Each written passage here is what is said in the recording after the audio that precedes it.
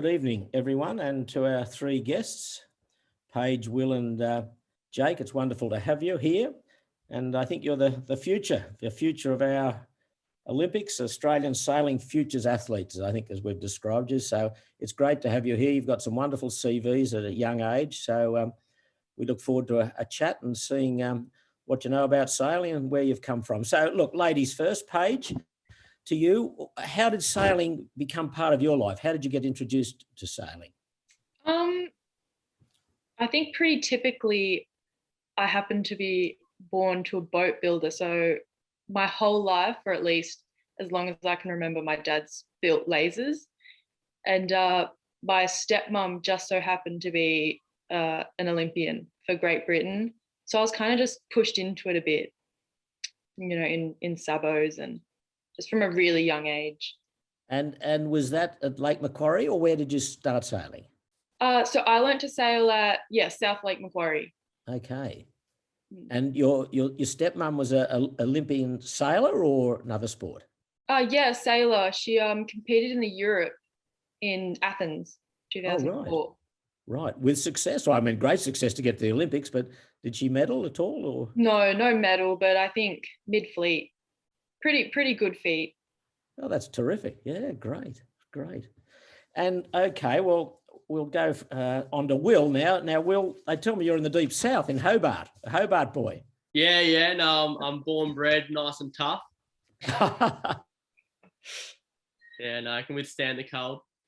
How did you get involved in the sailing? I got involved a bit later than someone like Paige. I was probably 12 years old when me and my dad came across a yacht club that kind of did a father-son boat building type thing, and they were called Firebugs. They're a bit like a really buoyant sabo kind of thing, made out of timber.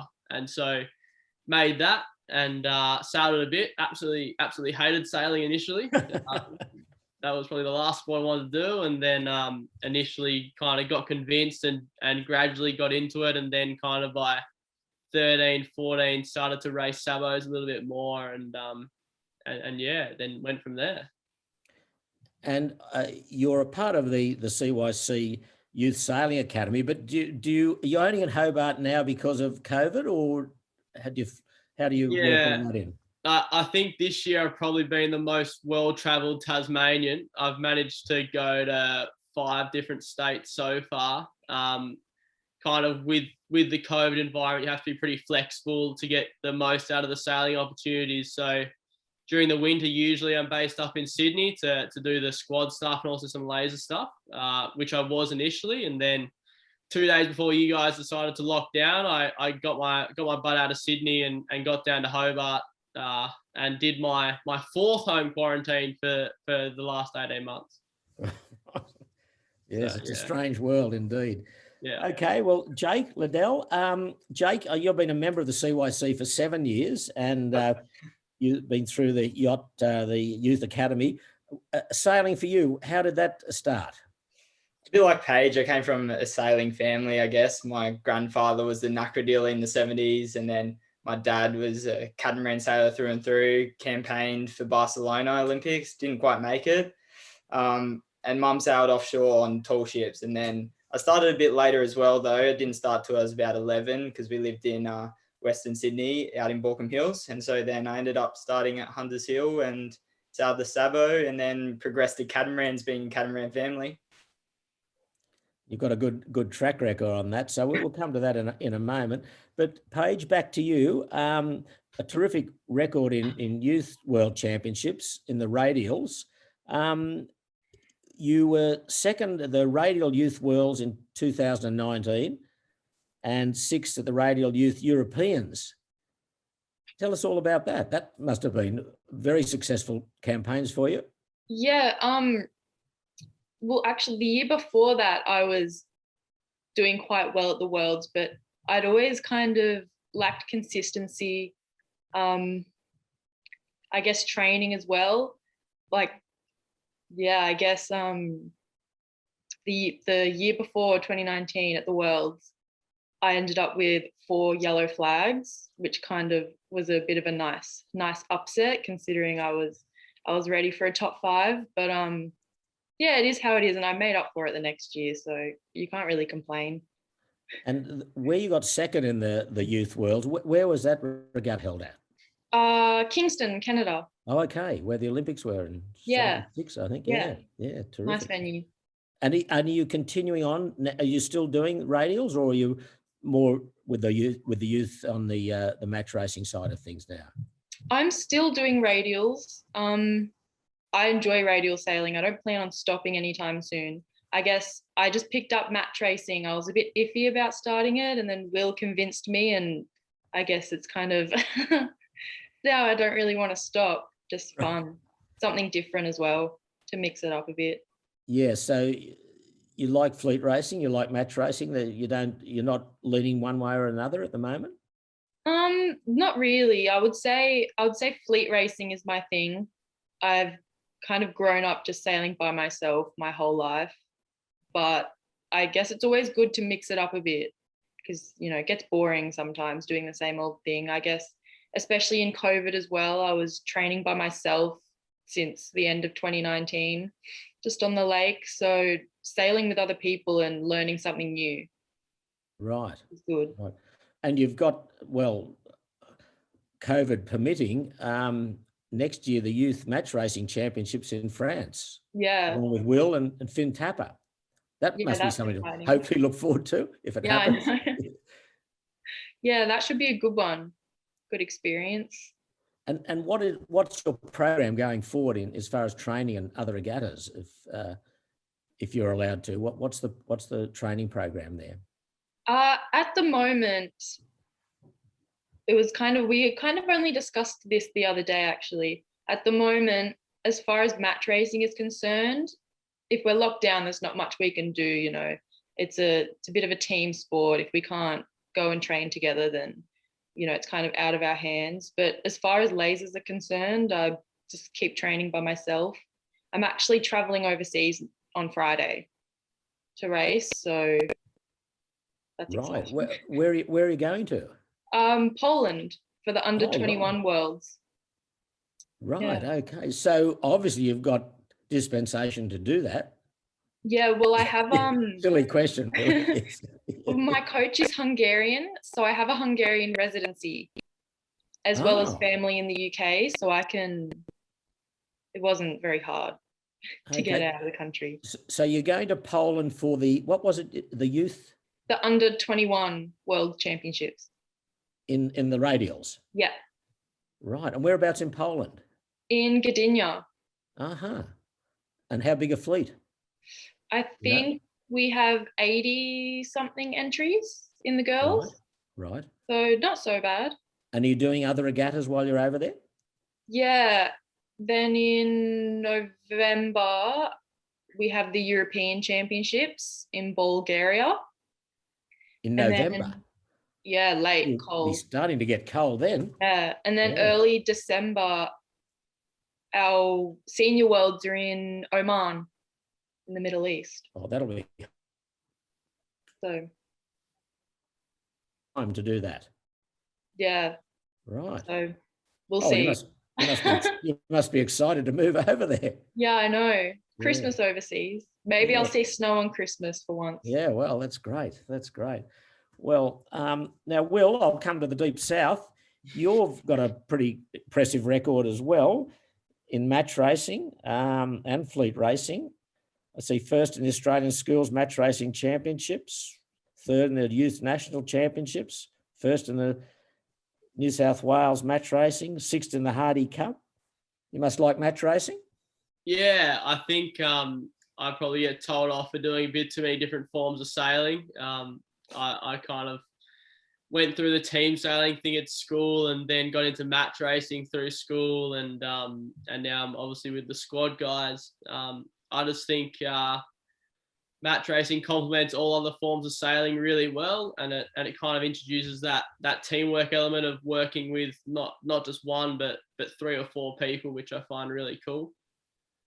And yeah, I don't know. I just think it's a great thing for all youth and young sailors to not just stick to the one class right away. Obviously, if your ambition's the Olympics, you need to show some dedication to a specific discipline. But I really encourage all the guys I coach and all the people I sail with to get out there and do some match racing, do some fleet racing in different classes, just to keep yourself engaged in the sport. Sure. And with the match racing, have you primarily been the helmsman or the skipper, or have you slotted around in different crew positions? Usually I'm steering, and then for the Worlds in France, I'm gonna shift onto main and tactics with Finn, with the idea of me shifting to the helm for the 2023 Worlds when they come down under. So yeah. And next year you're with Paige and Finn from for the Worlds, as you say, in France. What boats are they in? What boats? They're in J80s. J80s. Yeah. How many crew? 4 or 5 people if you have a really small little infant on board, or someone around about that size. And they're asymmetrical boats. They're a bit like pretty heavy J70s, I suppose, in a way. Yeah. They're a little bit wider and not quite as quick. And where are the other crew coming from? Then we've got Nathan from the CY. He'll be trimming. Nathan, what's his name? Nathan Gullickson, I think is how you say it. And he's been in the squad since he basically started sailing. And then we're just deciding weight-wise whether we take the 4 of us or get a smaller person and take 5. Just kind of have a look at the weather and decide. So it's either a diet or eat. Yeah, well, I'm constantly on the gain train, so we might only need 4 people. But yeah, if we can't get heavy enough, then we can always get a float. It's always handy to have another pair of hands when things are a bit tough. Yeah, I'm sure.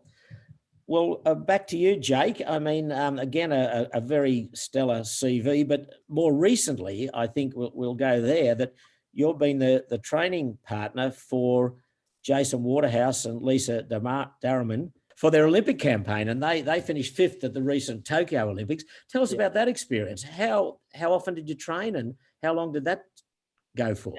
Yeah, I've been super fortunate to work with Jason, Lisa, and Bundy as well for the last year and a half or year. And so we've had a few training camps up in Queensland, and then training at the NTC at Middle Harbour for last year, and just mostly us two, because we can't really get anybody else in, and they couldn't travel until recently. So it's just been us plodding away offshore in Sydney and offshore in Mooloolaba, just trying to get as fast as they could. Yeah. And who did you use for crew for that? Lucy Copeland. Right. Okay. Yeah, she's been in the Nacra 17 since the boat came into the games. Right. And you mentioned Bundy. Of course, that's Darren Bundock, who's your hero, you tell me. Yeah. Double silver medalist. Yeah. Legend of the sport. Absolutely. Won like 18 worlds or something like that. Absolutely. And he won his second silver with Glenn Ashby. He did, Gashby. Yeah. I mean, in Beijing in 2008, and Glenn, of course, has gone on to great stardom with Emirates Team New Zealand in recent America's Cup. So, absolutely. But with the Nacra training, I mean, was Bundy the coach there? Was he your coach for? Yeah. So Lisa and Jason? He's the national team coach, and he was coaching Jason, Lisa, and Lucy and I. Right. So where's the future for you in the Nacra? Hopefully Paris 2024 Olympics. Right. That's the main goal at the moment. But yeah, we're also looking to LA and maybe further. Who knows? And is Jason going to keep going? And Jason and Lisa going to keep going? We're not sure yet. He's taking some well-deserved break at the moment. Sure. From the Nacra, he's still competing Sail GP, but yeah, they'll take some time away from the boat and then come back and decide whether they want to keep going in the Nacra or whether they want to go into professional sailing for the rest of the time. Right. And will you continue with the same crew when you start to work out? Yeah, Lucy and I, hopefully we go to the Worlds in Oman in November, and then maybe a Europe season just before, a short one. So that'd be good. And is Oman, is that a hub for a world championship for a number of classes? Because Paige mentioned that. I think so, yeah. So our world championships are with the 49 and the 49er FX.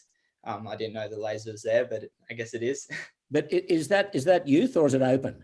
It's open. Open. Oh, great. Okay. Yeah. But also you've done a lot of match racing, some really good results there. Chicago, 3rd, Australian youth, 3rd. Were you skippering or were you No, Cool. so I actually sailed with Finn Tapper for the past few seasons, who Paige and will be sailing with. Yes. Yeah, so we did 2 or 3 seasons campaigning together. Right. Right. Okay. And again, you enjoy the match racing? Yeah, it sort of came at a time when I came out of youth classes and then was jumping into the 17, and it's hard time to find crew. And so I wasn't sailing a great deal in the fleet scene. And then I've always been involved with the CYCA. So I came back into the match racing and it just slotted in perfectly. And we got to go do some international events and ended up getting a spot at the Youth Worlds in Auckland, which was an amazing experience. We came very close to a medal, but yeah, it was an awesome experience. Right. We've got fielded a question here, so just bear with me. I'll just use my limited computer skills here. For all three of you, I guess, tell us about the Australian Sailing Futures Program. What's that about, and what each of you want to get out of it? Does that make sense to you first, Jake? Yeah, I'm not exactly in the Australian Sailing Futures Program. I'm part of the Australian Sailing Squad, but I've been training with those guys for a bit, and we set up down at Point Wollstonecroft at the bottom of Lake Macquarie. It's basically just a bridging program because we have some really good youth and some obviously top Olympians like Jason and Lisa, and there's not much in between. So we're really trying to just bridge that gap between the top youth and the top Olympians. And for you, Paige, how do you see that program?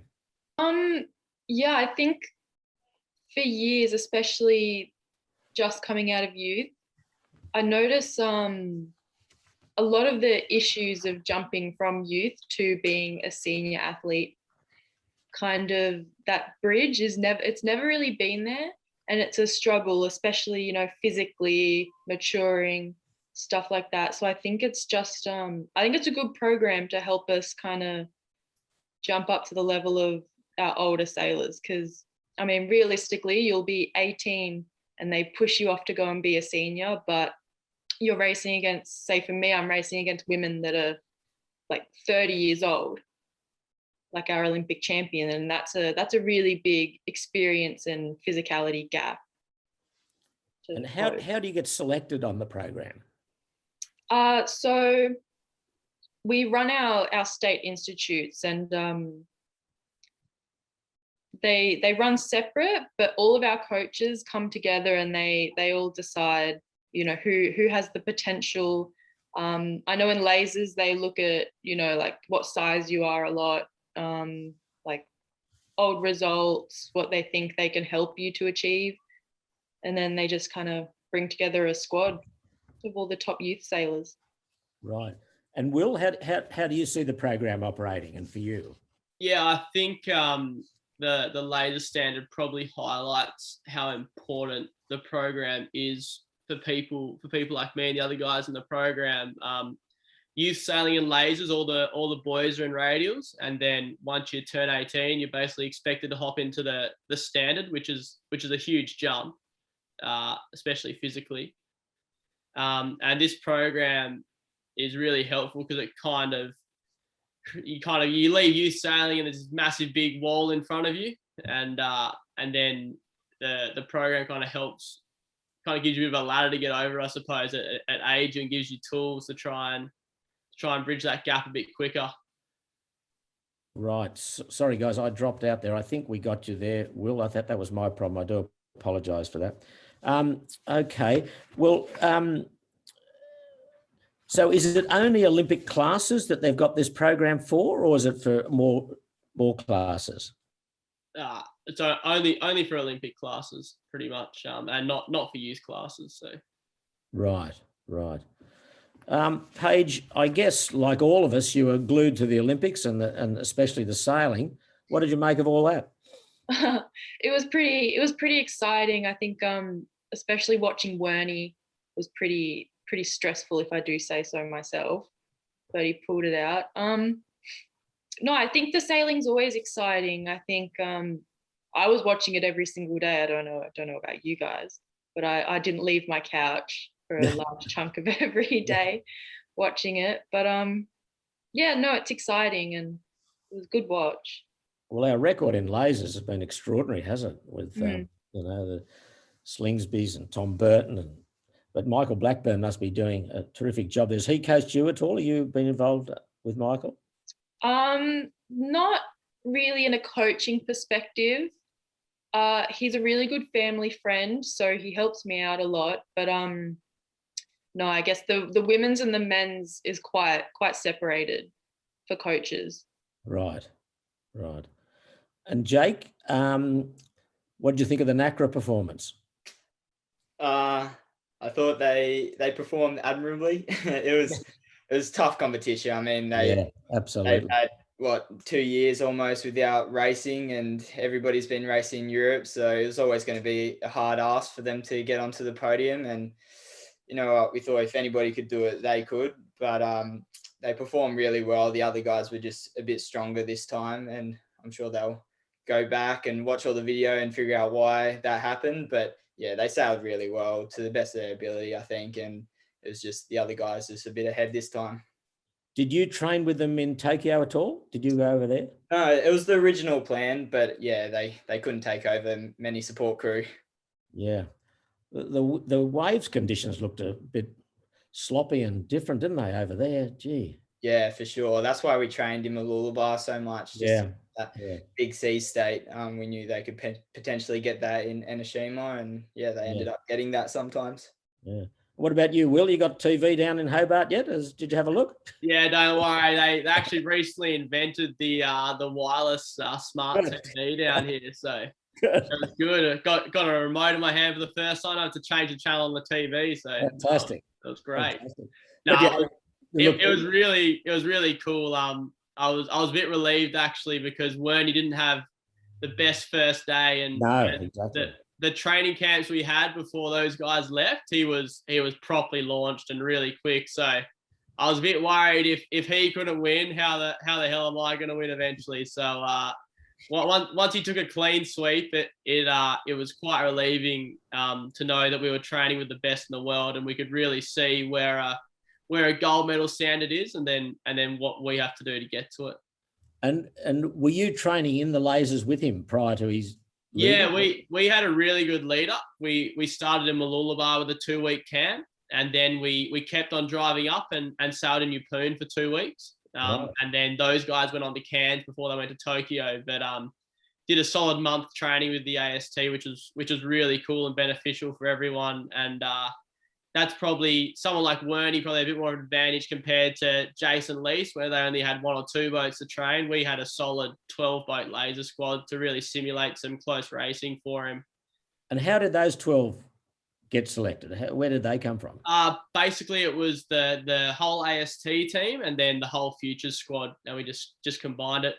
Same with the girls as well. Paige was up there with Mara Stransky. Right. I noticed just before we started, you said you've just come in from sailing on the Derwent. You've been out on what did you say, 420 or 470? Nah, 49er. Oh, 49, I'm sorry. 49. Yeah, I've got one of those at home, sailing with another Futures athlete, Derwler from Tassie. So just been taking the opportunity to get her on the water, and it's a bit of fun sailing something faster, because the laser can get a bit boring sometimes. Well, I've got to ask you this question. I guess either all three could answer it. I think, I've seen the 470s out training and what have you, but what was surprising, especially when we honed in on the medal race, to see what the crew especially do upwind, bouncing the boats upwind. It's quite extraordinary, isn't it? Well, talk us through that. What's the theory? I can understand it going downwind. That's clear to a layman like myself. But upwind, give us some thoughts about the theories of all of that. I reckon the trapezing sailors probably have a crack at answering that question. Jake, what do you think? Oh, they got some good stamina, don't they? Yeah, that's basically just pumping, propelling them upwind. Yeah, just ooching them upwind. It looks incredible. You see the leech of that mainsail going back and forward, but they'd only do it in certain wind strength. I mean, if it gets too fresh, it'd be just straight trapezing. But it looks like that 8 to 10, 12 knots, perhaps you'd do it. Would that be correct? Yeah, they actually have a flag that they put up, and you can pump or not. Yeah. But gee, they work hard downwind, don't they? Well, they all do, especially all those boats pumping downwind, fins and. Yeah, the fin is crazy. Yeah, yeah. We've got Will Ryan in a couple of weeks. We'll ask him that question. He might be a good one to answer. Ask. I reckon he's probably far more qualified to answer that, I reckon, than any of us. I'll leave it at that. So, Paige, if you let's look forward to the next Olympics. What class will you be going for? Oh, lasers, inner radial for sure. You'll be doing that, yeah. Yeah, Okay. without a doubt.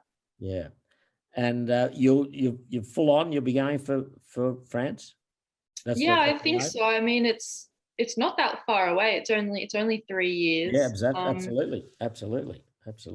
And I guess Jake, you'll stick with the Nacra. Yeah, for sure. Yeah, fully focused on the Nacra for the next couple of campaigns. Yeah, and Will? Yeah, I'll be in the laser standard. Paris is probably a bit of a long shot. The average age of laser sail at the games is probably 27, 28. Wernie was really young at 26 going.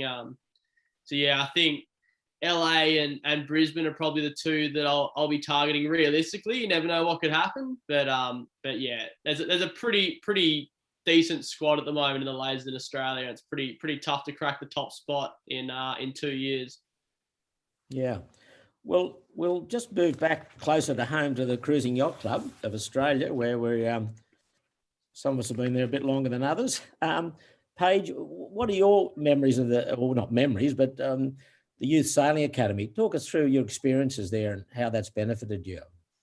I'm actually pretty fresh to this. I think I only joined earlier in the year. I think the convincing of Will, I was kind of just like, oh, okay, well, I'm doing it then. But I would say in the what maybe handful of times I've sailed there, I would say I was welcomed. I had a lot of fun. I thought the training was good. Obviously facilities are good, but yeah, I don't have too much to say yet. But you'd certainly encourage any young girls that have got a bit of a feel for it and a bit of an ambition to get involved down there. Yeah, for sure. I think it's a good club, and I think it'd be good for young girls to get into, match racing and these kind of things. Yeah. And Jake, your experiences down there? Yeah, the CY's a bit of a special place for me. It's somewhere that I feel kind of at home. I've been there since I was a little tacker sailing in Sabos. I did the first squad program, and then I left for a bit and then came back. But yeah, it's somewhere where I have a lot of friends and yeah, have a lot of good times, a lot of training hours there. So it's really awesome spot. And Will, much the same, I guess? Yeah, I think Jake summed it up pretty well. I'm actually reasonably fresh. I've been there almost 2 years now, 18 months or so. But in that time, been really, really welcomed, and the amount of boats I've sailed on out of the club now, whether it's TVs, Sydney 38s or match racing, it's been really cool, and I think it's kind of the hub for big boat sailing in Sydney Harbour, and it really feels that way, especially when it comes December time. They all come down to my place in Tassie. Yeah.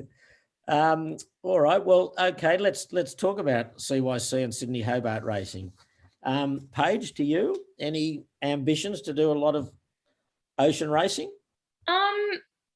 Yeah, I would say so. I'd say it's always like, I guess as any sailor, or as most I would expect, you kind of look at ocean racing and, the Volvo and stuff, and you think that it's just the coolest thing ever. I don't know what my dad would say about it.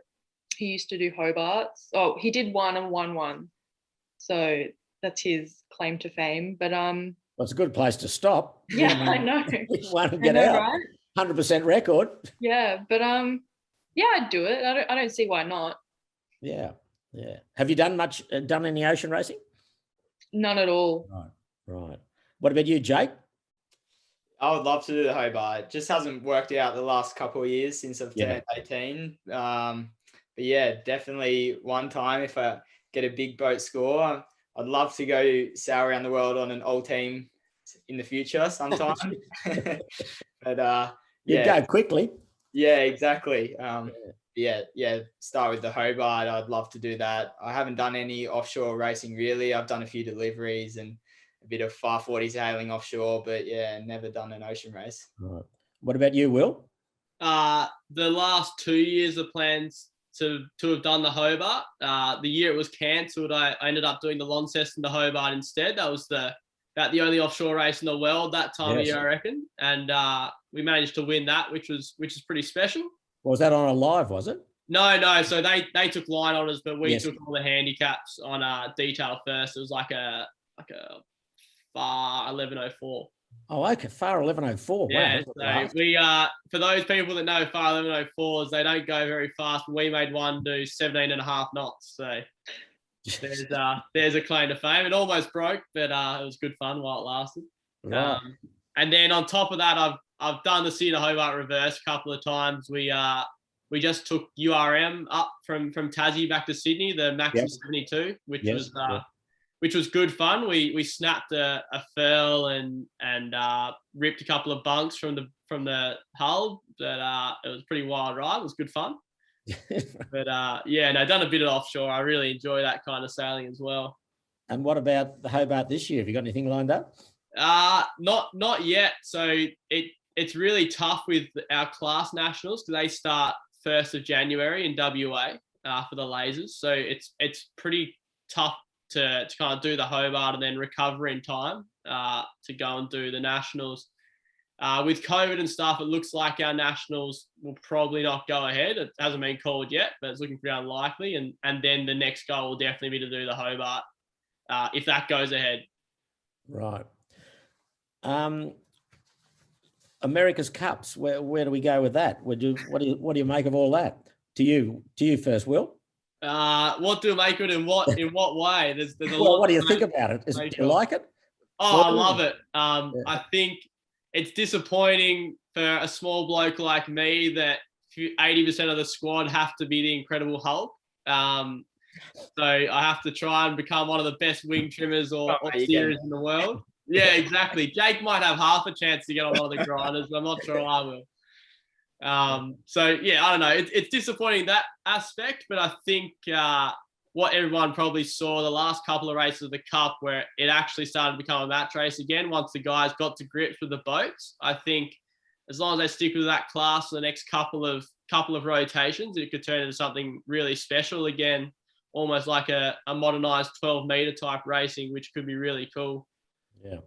Jake, what do you think of the America's Cup? You'd be impressed, wouldn't you? I love the Cup, man. I live for the Cup. Yeah. It's awesome. I'd love to see some more teams in the next edition. We're not sure if that's going to happen yet, but yeah, professional scene will be really hard to break into for the next few years, just because you can't get into those Cup teams at the moment, having to be the same teams. But really hope there's a few more teams in the next edition or the next couple editions.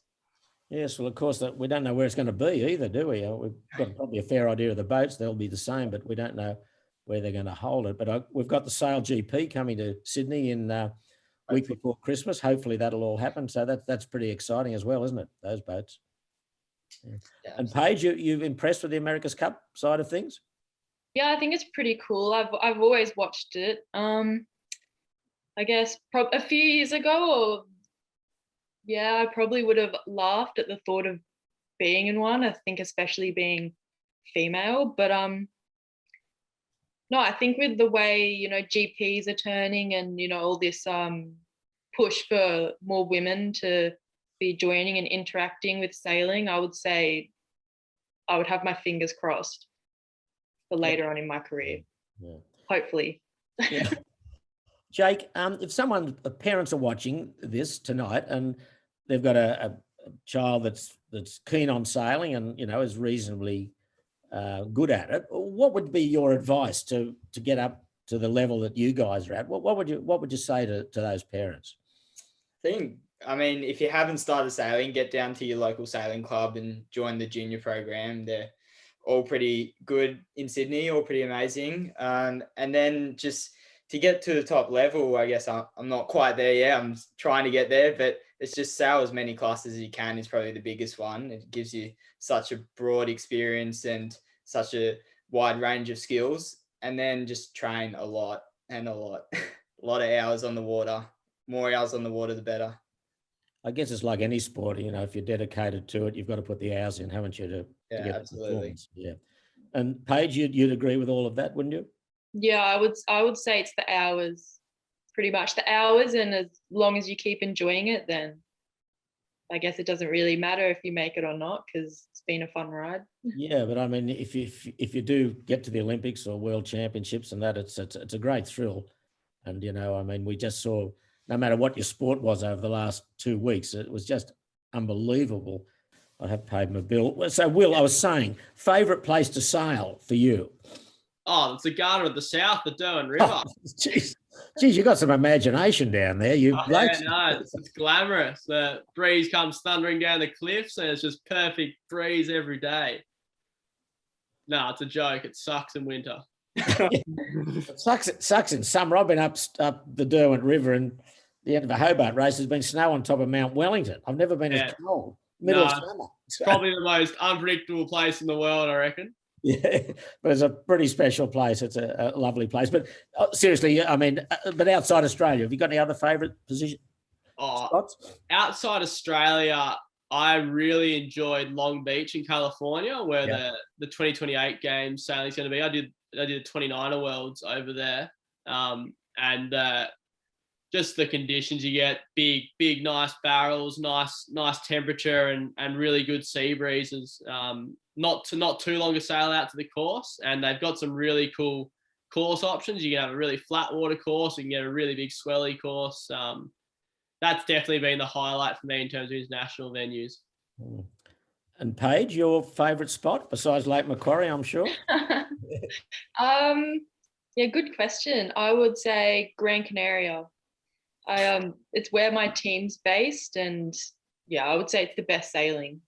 So what team's based there? So I train with a European group, and we're kind of a mixed match group of sailors from, well, apart from me, they're all from countries where they don't necessarily have people to train with.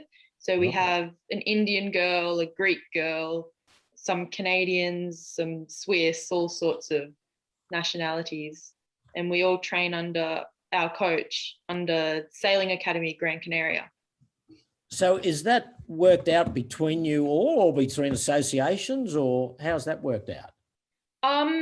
Yeah, it's worked out. 3 of them actually were at the recent games. Wow. So I don't think the federations mind. I think if anything, they prefer it, because it's just they're jumping in on a group and sharing costs rather than having to put everything in themselves. But is it funded? You have to fund it yourself, or are there associations putting into it? So their associations put into it, but then obviously our coach has to make money, so people do pay. Right. And are you going there this time? Are you having a training camp when you go over? Yeah, that's the plan. Right. And Jake, favourite spot? Oh, I mean, you can't go past Lake Macquarie, but if we're going off our shores, I've got to stick with another lake in Lake Garda. It's lovely, isn't it? It's the culture. It's beautiful. It's just such a great place to train. Yeah. Right. Yeah. Well, Will, I'll give you a trivia. Any good at trivia, Will? Oh, I can have a crack. Your surname? Yeah. Yeah. What does that mean? Anything in any other yachting context? Not that I'm aware of. I was about the only bloke in my family that ever stepped foot in a boat with a sail on it. My granddad used to run the ferries in Hobart. That's about it. I don't think I know him, but I'm not sure it's spelt the same way, but it's pronounced the same way. Australia's first ever yachting sailing gold medal. Do you know when that was? Oh, it's a good sign, whoever it was. But do you know when it was and where it was? Oh, no clue, but I might need to meet the bloke who's still alive. He is still alive. You should know this. This will, you'll be very important when you know this trivia. Australia's first ever yachting gold medal, sailing gold medal, was in 1964 in Tokyo. Oh. On the same course that they just finished the Olympics. I've let the surname down. I know. Well, slow down. Don't get too excited. It was won in the 5.5 metre class. Oh, not many of those boats around. They were like a bigger dragon for one of a boat, a lot bigger dragon, and it was steered by a guy called Bill Northam, who at that time was our oldest Olympic gold medalist. I think he was 58 at the time, and his crew was Peter O'Donnell, and Dick Sargent. Dick Sargent, jeepers! I might need to like try and find Dick on Facebook. I know Dick well. I don't know. I've got his phone number. Maybe we'll talk after this. But I think we should talk. See which family members came from Tasmania. Also, he was in our first ever America's Cup challenge. He was on the foredeck of Gretel in 1962. Yeah, right. I'll tell you what. I need to follow his footsteps, I reckon. You should run off all that. Yeah, well, I have actually sailed on Gretel too, which is based down in Tassie. Yeah, so I'm well on the way to doing what he couldn't tick Tokyo off. Well, he was on Gretel 1. So anyway, look, we're boring everyone, but there you go. So you've got a famous surname. Yeah, no, don't worry. I carry the tradition on as best I can. Good on you. All right, guys. Well, look, it's been terrific. And, you've got wonderful careers ahead of you, I'm sure. Paige, to you, look, safe travelling in these troubled times. I mean, you've got a lot of good regattas coming up. I wish you, and I'm sure everyone at the CYC wishes you every success. And we look forward to seeing you back here at some stage, and good luck in the World Youth Match Racing next year. Just on that, what's the age limit there? For the match racing? Yeah, for the youth match racing. It's under 22, right? 23. 3. So, Paige, look, in all seriousness, safe travels, and very, very best of luck over there. And we'll look forward to seeing you when you get back.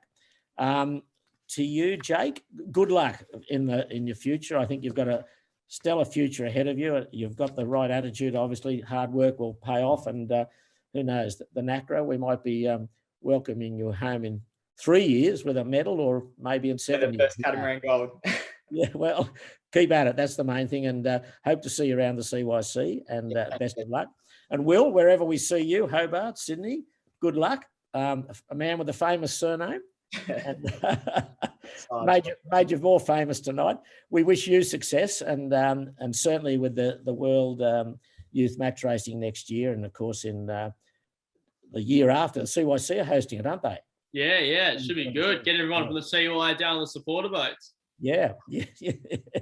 All right. Well, look, thanks, guys. Enjoy it. Hope to see you around the CYC when it all gets open, and go well. Stay safe in these troubled times, and all the very best, and good luck to you in the future.